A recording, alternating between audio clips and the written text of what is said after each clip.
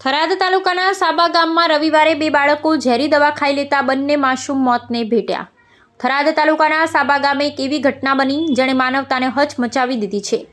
થરાદના જામપુર સીમમાં ખેતીકામ કરતા બે પરિવારના માસૂમ બાળકો રમત રમતામાં કાળનો કોળિયો બની ગયા। હાજાભાઈ ઠાકોર કે જેઓ ભાગ્યા તરીકે જામપુરમાં રહે છે, તેમનો 3 વર્ષનો પુત્ર અને તેમના મિત્ર ભરતભાઈ પ્રજાપતિની 12 વર્ષની પુત્રી ખેતરમાં રમી રહ્યા હતા। ખેતરમાં નિંદામણ દૂર કરવા માટે ઝેરી દવા લાવવામાં આવી હતી, જે બાળભોગની થેલીમાં રાખવામાં આવી હતી। જ્યારે બાળકોએ રમતા રમતામાં થેલી ખોલી અને અંદર રહેલી ઝેરી દવાને બાળભોગ સમજી આ ઝેરી દવાને ચમચીથી ખાઈ લીધી હતી, જેના લીધે ઝેરની તીવ્ર અસરને કારણે 12 વર્ષની બાળકીનું સ્થળ પર જ કરુણ મોત નીપજ્યું હતું।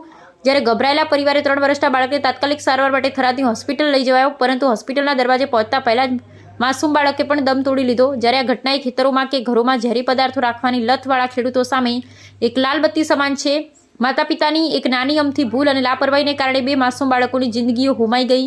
આ કરુણ સમાચાર મળતા સાબા અને જામપુર ગામમાં શોકનું મોજું ફરી વળ્યું હતું। પંથકમાં લોકો આ હૈયું કપાવી નાખે તેવી ઘટનાથી સ્તંભ થઈ ગયા હતા। રિપોર્ટર રમેશ ગિરી ગોસ્વામી।